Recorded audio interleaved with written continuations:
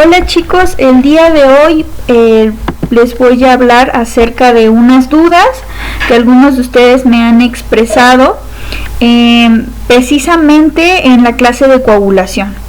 Hablando más específicamente de las vías, ¿no? La vía extrínseca y la vía intrínseca y la vía clásica, ¿sí? Vamos a aclarar un poquito estas dudas con este video de repaso de las vías de coagulación. Ok, en primero, hay dos maneras por las cuales la coagulación se puede activar, ¿sí?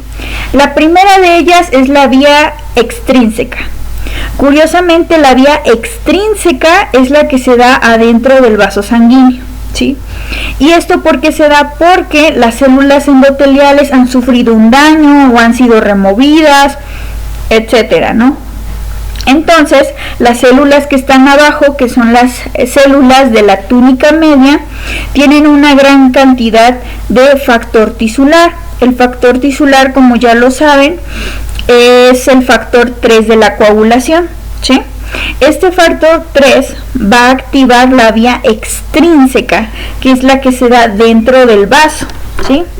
Vamos a verlo aquí, que es esta vía extrínseca va a activar primero al factor 7, ¿sí? Es decir, en la vía extrínseca el factor 7 se va a unir al factor tisular que ya está expuesto por el rompimiento de un vaso sanguíneo, ¿sí?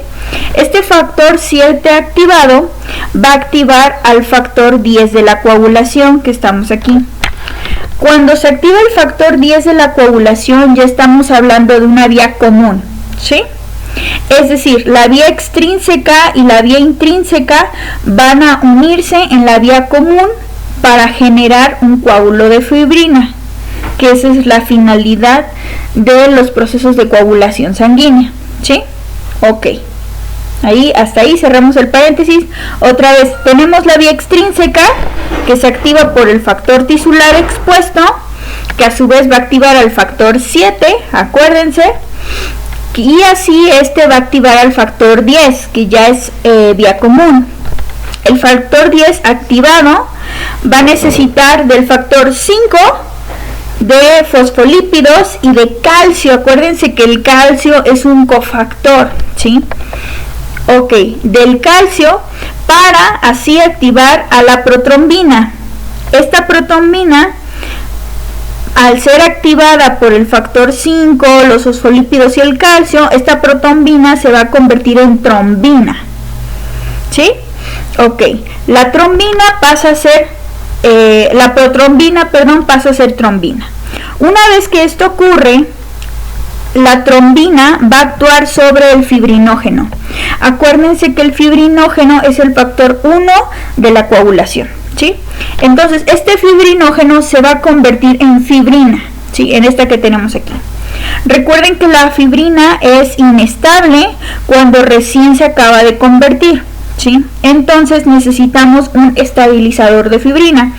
¿Y quién es ese estabilizador? Es el factor 13 de la coagulación, que lo tenemos aquí. Pero este factor 13 de la coagulación es activado únicamente por la trombina. Entonces aquí la trombina va a generar la activación del factor 13 y este factor 13 va a generar un coágulo de fibrina estable, porque este factor 13 va a generar enlaces covalentes dentro de la molécula de fibrina, ¿sí? Y así la va a hacer muy resistente y la va a hacer insoluble, ¿sí? Y ahí se acabó. Todo lo que es vía extrínseca, que viene desde el vaso dañado, la exposición al factor tisular, la entrada con el factor 7, y luego de ahí se activa toda la vía común, ¿sí? Ok. Luego, por otro lado, nosotros lo hemos visto muchas veces en la vida cotidiana, cuando sangramos, ¿no? Y nuestra sangre, por ejemplo, se cae en el piso, se cae en la ropa, o se cae en muebles, cuchillos, etc. Vemos que se genera un coágulo en esas cosas, ¿no? Usualmente la sangre que se cae al piso, tarde que temprano va a empezar a generar como coágulos. Y eso no significa que el piso tenga factor tisular, no. Es que la sangre tiene aparte otra vía de entrada al sistema de coagulación, que en este caso sería la vía intrínseca. La vía intrínseca se da por factores externos. La vía intrínseca se da cuando la sangre entra en contacto con superficies extrañas o ajenas al propio cuerpo, ¿sí? Tiene varios sistemas de activación de la vía intrínseca, pero se da principalmente en el contacto con superficies ajenas a nuestro cuerpo, ¿sí? Hasta ahí estamos bien. Aquí ya estamos hablando de la vía intrínseca, ¿sí? La vía intrínseca va a generar su cascada y se va a terminar uniendo con vía común, ¿sí? Vamos a hablarlo un poquito más aquí con las diapositivas. Aquí está la vía intrínseca, que tenemos una superficie de contacto, ¿no? Que puede ser un cuchillo, el piso, lo que ustedes me quieran decir, ¿no? Esta superficie de contacto es una superficie de contacto extraña, ajena a tu cuerpo. Entonces esta va a desencadenar que el factor 12 de la coagulación se active, al 12 activado. Este 12 activado va a activar al 11, ¿sí? El 11 activado va a activar al 9. El 9 activado junto con el factor 8, junto con fosfolípidos, junto con calcio, ¿sí? O en este caso, ahorita les voy a hablar porque los fosfolípidos, estamos hablando de una superficie inerte. Ahorita les voy a explicar por qué en este diagrama vienen los fosfolípidos. Vamos a tener que el factor 9 activado junto con el 8, junto con el calcio, van a activar al factor 10, ¿sí? Acuérdense que el factor 10, cuando yo hablo de la activación del factor 10, yo ya estoy hablando de la vía común, ¿sí? Ok, la vía común, como ya lo saben, con la activación del factor 10, vamos a necesitar al factor 5, al calcio, que van a activar a la protrombina para convertirse en trombina, y así cambiar de fibrinógeno a fibrina. A su vez, la trombina va a activar al 13 y el 13 activado va a generar una fibrina más estable, y así va a ser un coágulo completamente insoluble, ¿sí? Ok, pero aquí estamos hablando de una vía intrínseca, ¿no? Que se supone que es una vía que se activa gracias a la superficie de contacto, ¿sí? Y está la vía extrínseca, que es la que se activa gracias a un daño tisular, a un daño en tejido, y que se expone el colágeno y se expone el factor tisular, ¿no? Que ya es lo que estábamos hablando aquí. Ok, bueno, esto ocurre, aunque se ve por separado, en el cuerpo humano se generan estas dos vías, ¿sí?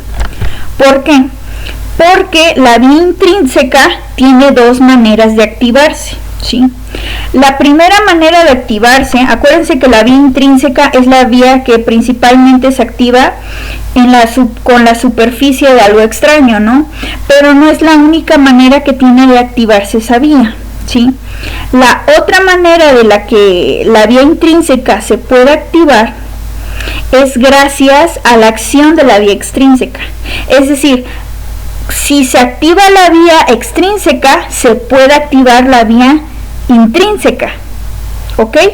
Entonces el paciente, nosotros, utiliza las dos vías. ¿Por qué? Porque la vía intrínseca se activa gracias a superficies de contacto, pero también se puede activar gracias a la activación de la vía extrínseca. Entonces en nuestro cuerpo vamos a tener las dos vías. Por lo tanto, las dos vías, el hecho de que los factores de coagulación estén súper bien en una persona, va a ayudar mucho a que ésta coagule de la manera necesaria y no tenga hemorragias, no tenga embolias, etc, etc, etc. ¿Ok? Entonces es lo que quiero que les quede muy claro. La vía extrínseca se activa por un daño tisular únicamente. No hay otra cosa que activa la vía extrínseca. Y la vía intrínseca, por el contrario, tiene dos maneras de activarse. La primera es por estar en contacto, la sangre está en contacto con una superficie extraña, ¿no? Y la segunda vía de activación de la vía intrínseca se da a través de la activación de la vía extrínseca, ¿sí? Así que al fin y al cabo estas dos vías en nuestro cuerpo son complementarias, ¿sí? Como lo vemos también aquí. Recuerden, vía intrínseca tiene que ver, actúa el factor 12, el factor 10, el factor 9 y el factor 8, ¿sí? Si hablamos de una vía extrínseca, la vía extrínseca participa el factor tisular, participa el factor 7 también, ¿ok? Y cuando hablamos de la vía común, vamos a hablar de una vía que tiene que ver con el factor 10, con el factor 5, vamos a hablar del calcio, del fibrinógeno, de la protrombina, del factor 13, ¿sí? Entonces debemos ubicarnos bien qué clase de factores realizan qué cosa, ¿no? O sea, qué clase de factores intervienen en qué vía de la coagulación, ¿sí? Ok, acuérdense que el calcio es un cofactor, igual que la proacelerina y la proconvertina, que son estos factores que actúan como cofactores, aunque suene muy redundante. Entonces el calcio lo vamos a tener presente en ambas vías, ¿sí? Pero está muy presente en la vía clásica, pero eso no significa que no esté inmiscuido en otras vías, ¿ok? Esto para fines prácticos, ¿sí? Recuerden que el calcio lo que hace, aparte de ser un cofactor, es que el calcio permite, gracias a su carga positiva, permite que todas esas proteínas se puedan pegar a la membrana de las células, ¿no? En este caso de la membrana de las plaquetas, ¿no? Ok, bueno, aquí lo podemos ver un poquito más como la vía extrínseca, ¿sí? La vía extrínseca va a terminar activando de una manera o de otra a la vía intrínseca, ¿sí? Principalmente la trombina es una de las, aunque curiosamente es vía común, va a terminar activando a la vía intrínseca, activando al 12, al 11, al 9, al 8 y así sucesivamente hasta que nuevamente venga la vía común y todo el relajo. Por eso es que esto se llama cascada de coagulación, porque todo se da como un efecto dominó. Es decir, se activa uno, activa otro, que activa otro, que activa otro, que activa otro, para lograr la formación del coágulo de fibrina, de una fibrina estable, y así, bueno, pueda quedar completamente cerrado esa pequeña herida que nosotros hayamos tenido por alguna situación.